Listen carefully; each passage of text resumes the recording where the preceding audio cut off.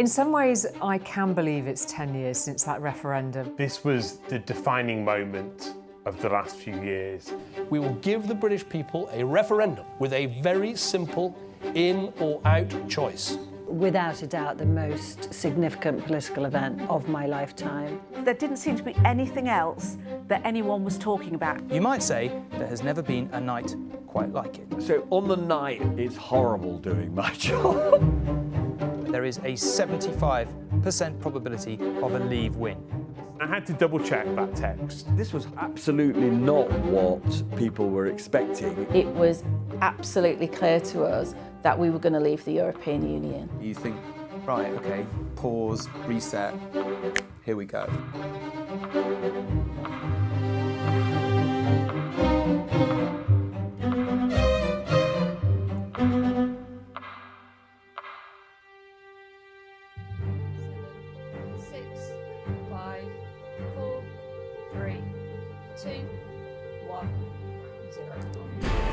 We're at Westminster as the starting guns fired on the biggest vote of our times. It was just the most extraordinary, fraught, angry, crazy political period any of us, I suspect, can remember. We will win together, fight together, keep Britain in a European Union together. We want our country back!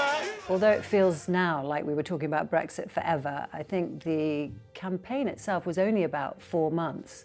It was pretty intense. You had the moments where people were waiting to see which side Boris Johnson would decide to go for.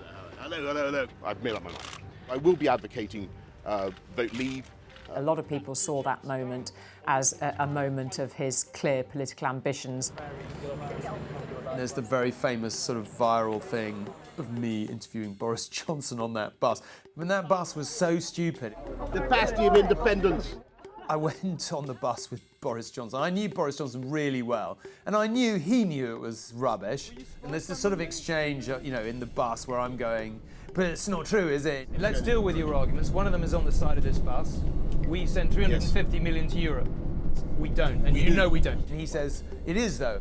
No, we don't. You know we don't. No. Is, isn't. Admit that figure is grotesquely misleading at best. I won't. And that's, I suppose, why it went viral. But in a way, that sort of summed up the campaign, really. Something that sticks out in my mind, I think, was one of the last events in the campaign when Nigel Farage had a flotilla of boats going up the Thames, and it was ambushed by Bob Geldof on a rival flotilla, shouting insults at him with a loud hailer. You are no fisherman's friend. You're a fraud, Nigel. On the positive side, it felt like the country was incredibly engaged. Everybody had an opinion and really felt very passionately about it and wanted to tell you about it. On the negative side, there was also much more division and anger than I think we'd seen before in politics. It just sort of got noisier and angrier and more compelling as we got closer to the vote itself.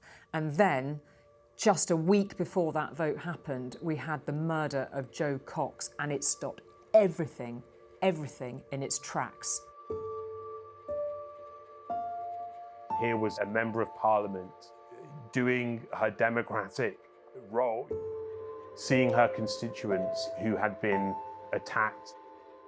We were there by sort of early evening, I think. And I remember it very vividly. Just for a few days, things went quiet. Campaigning stopped in the wake of that appalling incident. The hope there was that this would show a sort of sense of unity across the political spectrum. And that didn't really last for very long. There were quite a lot of dubious claims being made. I mean, there's the ones about Turkey being on the point of joining the EU, the breaking point poster that Farage launched. Gosh, you're all being much politer than Bob Geldof was yesterday. I'm very pleased about that. A lot of those made people feel very queasy, but there was definitely a tactic being employed, which was it was better to get those ideas out as talking points, even if on a lot of them they didn't have a very credible base. Night after night on ITV News, I would say that there may be reasons to leave the EU, but if people thought it would make us richer, they were mistaken. But in the end, the economics didn't determine the outcome. I'm Laura Holgate, and I was the programme editor for the overnight referendum programme. We spent many weeks sort of planning that programme, looking into it, how we were going to tell this kind of moment of potential generational change. Well, it's always incredibly exciting to be building up to these big nights. I absolutely love doing them. But referendum night was unusual in that we didn't have an exit poll. So we basically went into a referendum night with very limited ability to give ourselves a sense of what was happening until we began to see the results. We had a team of political analysts who worked really closely with us, and they worked to build a database which had lots of things in it which were pertinent to the areas where people were voting. And the idea was that as the results came in, we could then tell where the vote was going. This database basically calculated a probability of a result. So it actually gave us a figure, a really clear percentage of which way it was likely to go. And no other broadcaster had that system. So it was really game-changing from us. So on the night of a referendum or a general election, it's horrible doing my job because people always think you know what the outcome is going to be. This has been the most divisive issue in our country. I mean, obviously you immerse yourself in the data, and the data indicated a slim victory for Remain, for staying in the EU, but it was so slim that none of us could be confident. So my job on the night of the Brexit referendum was to attend the Remain party at the Royal Festival Hall on the South Bank in London. You can see over my shoulder at the moment there is quite a crowd gathering. It's one of those days where you know you're in for an all-nighter, so you'll spend most of the day just in a fairly low-key manner, just getting yourself ready. I was assigned to cover the party at leave.eu. The bar is open as the polls close and the mood is anything but reflective. It's odd, some of the people who were there that night from that team talk about the way that the media assumed that Remain would win. But I have to say, so did many of them. They got all the campaign paraphernalia out, they got the balloons. You know, people were full of optimism and getting ready to party for the first couple of hours that we were there. The assumption was that we were attending a wake, and yet it's the location that gave us the most memorable moment of the evening. We had set ourselves up alongside a number of other broadcasters just behind the European Parliament. They are battening down for some very stormy weather ahead, and I'm not just talking about the thunderstorm. It was a filthy cold night. It absolutely tipped with rain, which didn't improve the mood at all. There was a general feeling around at that time that young people, that's 18 to 24-year-olds, were not engaged by this process at all, were not going to vote, didn't really care. And so we thought, well, why don't we just go to a place where there are a lot of 18 to 24-year-olds, Glastonbury. It coincided with the Brexit vote, so off we went. Just take a look at that, 1.4 square miles, 100... The assumption was, I think at that stage, that it looked like it might well go to Remain and not Leave, in which case I think people would have carried on partying or carried on as normal. They wouldn't necessarily have been willing to offer any opinions, but of course it all ended up slightly differently. It really did feel like a huge moment of history, and I think you want to do that as much justice as you possibly can. And so, you know, there's incredible nerves as you wait to go on air, as you see that clock above you counting down. Good evening. In just a few seconds' time, the polls will close and our destiny in or out of Europe will have been decided. Are we about to leave? And if so, would it be a giant step forward or a leap in the dark? Whatever your views, our lives might be about to change dramatically.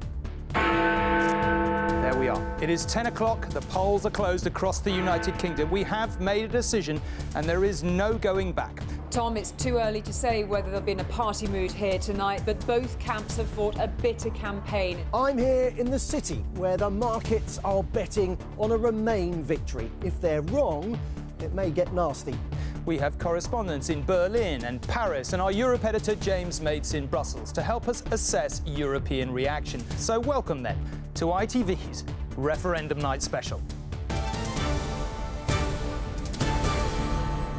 My broad memory of starting that night was feeling desperately anxious that I just couldn't, genuinely predict how it was going to go. There was a sort of flurry just after 10 o'clock, a flurry of kind of excited tweets, because it was reported that Nigel Farage had conceded. Is there anything in this at all? Well, I've just spoken to two people who are sitting having dinner with Nigel Farage, and they're sure that he has not yet conceded defeat. What was actually being said by Nigel Farage, I think, was that he was pessimistic because of the way that the betting markets and the markets more broadly were going. The markets, the collective wisdom of the markets is betting on a Remain victory. Talking to the then Education Secretary Nicky Morgan was there, Chuka Umunna was there for Labour. Well, look, clearly we've got a long night ahead of us. Lord Ashdown, of course, massive proponent for Remain. When democracy speaks, we obey. All speaking very positively, saying it's going to be a long night, but we're going to get there, we're going to get there. I remember Nigel Farage making remarks. I hope and pray that my sense of this tonight is wrong. Indicating that he thought that he'd lost. And, when one of the leaders of the Brexit campaign is talking as though he had lost, you take that seriously. And then I remember going across town, there'd been this idea that I was supposed to be sort of in this sort of mobile Brexit van being driven around different events in London. And the first place we went to was the Remain party. Initially, the mood was very chirpy. The early results were coming in from the northeast, Newcastle, Sunderland. Now, Newcastle was expected to be a comfortably Remain city, and Sunderland was interesting because, of course, the Nissan works were there, and there'd been a lot of debate about whether Nissan would stay, about the impact this would have on their principal industry, car manufacturing. And so it was thought there, that would be quite a bellwether. We just had a result in from Newcastle, and it was a Remain victory, but only by the narrowest of margins. This will give the Leave campaign a little hope, even though Remain have actually won the votes there. You know what? I'm going to risk it. I'm going to call it. It is a Leave vote here in Sunderland tonight, and I think by more than the Remain camp had hoped. The total number of votes cast in favour of Leave was 82,000.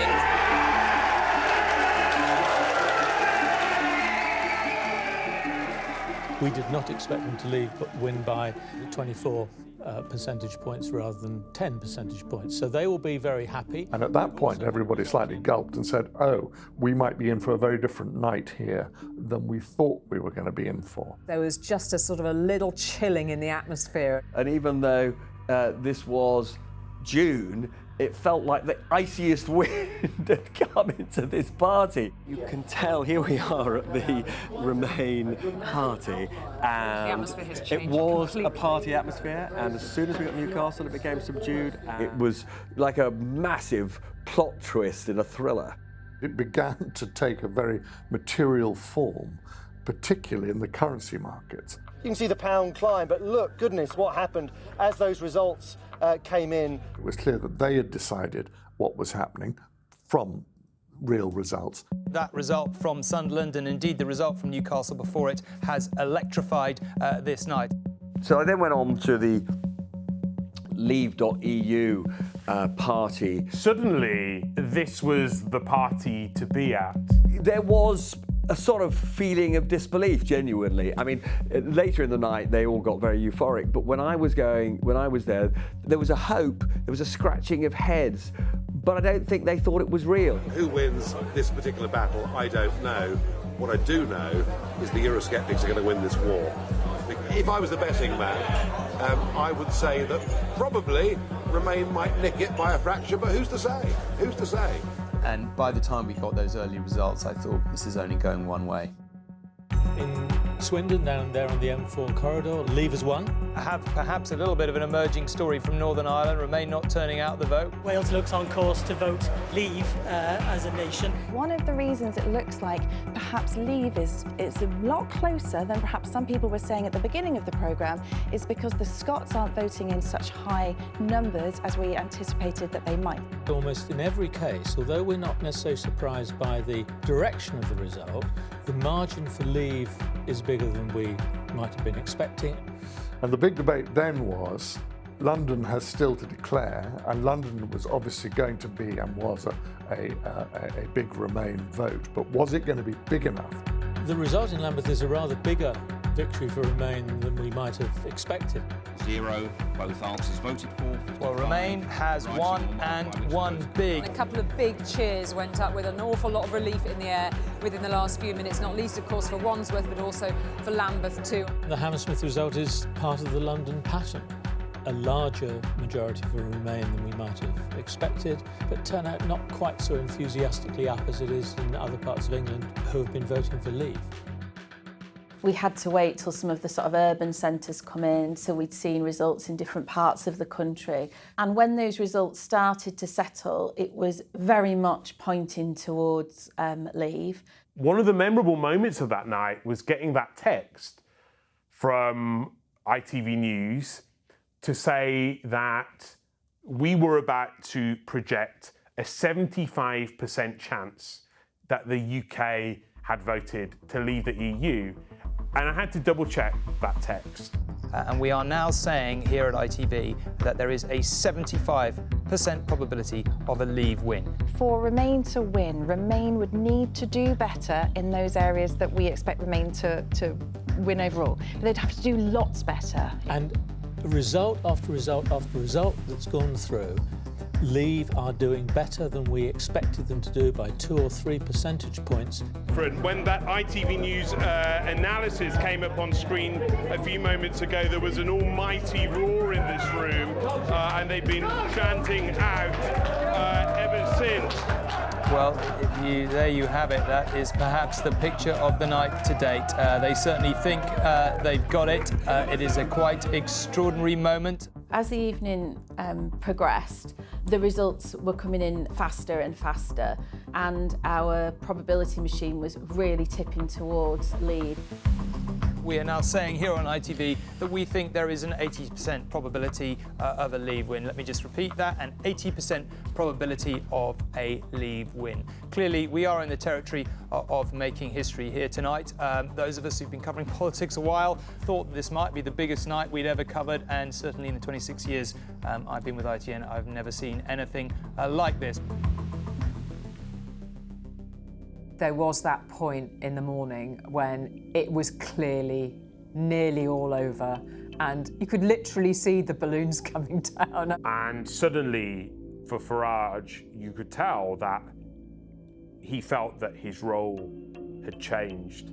And I remember in this very cramped corner of this bar where we were all gathered, he pushed his way through with this sort of team of aides and assistants. Ladies and gentlemen,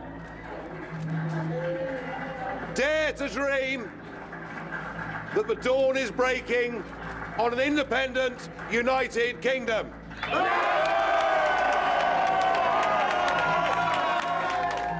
You can tell these were words that he had perhaps been thinking about for a long time. And I remember he talked about victory being won without a single bullet being fired.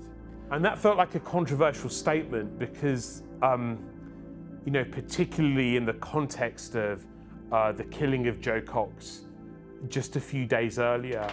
This will be a victory for real people, a victory for ordinary people, a victory for decent people.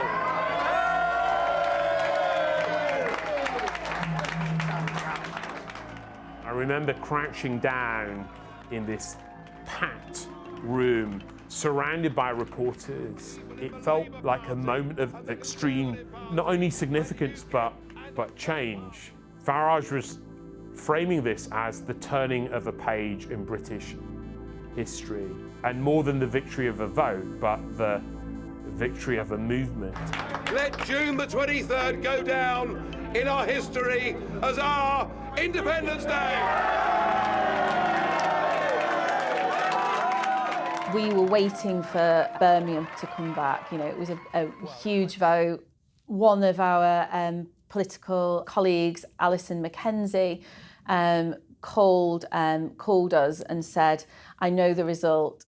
Yes, I've just had a whisper from a senior member of the Vote Leave campaign. They're calling it by some 3,000 votes in their favour. That was not expected here at Birmingham. It is a city that's expected to be Remain, not massively so, not a huge turnout tonight. We are putting up our probability to an 85% chance of a Leave win. I think that was perhaps their last big chance.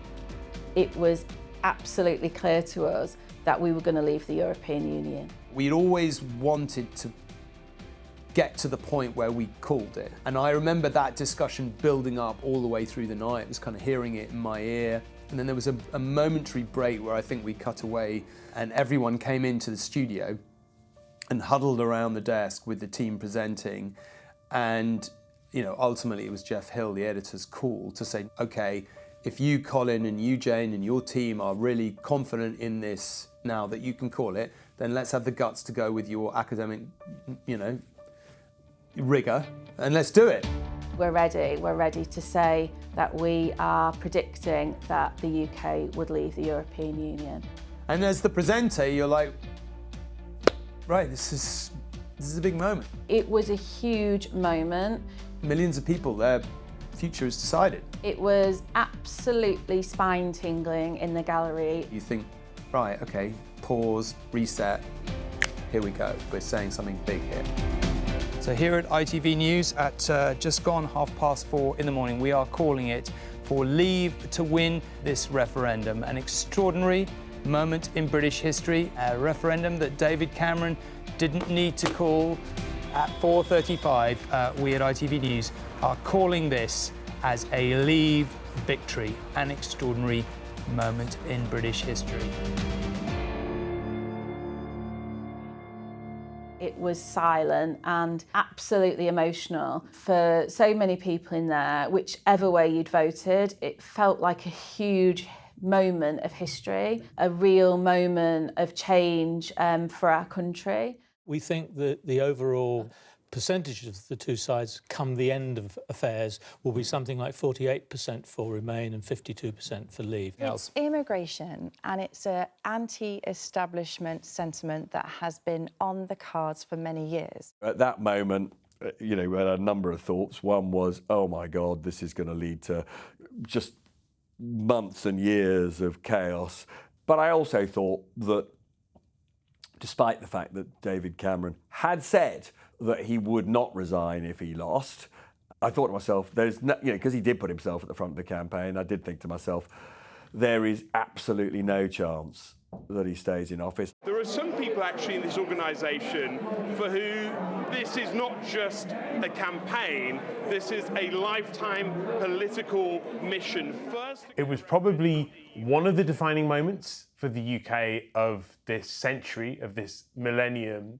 You're looking at it and thinking, can this really be happening? Can the defining event of Britain and Britain's relationship with Europe, and indeed of really Britain's post-war economic and political history, can this defining event really be happening now in front of our eyes? It was a moment of history which we captured on air.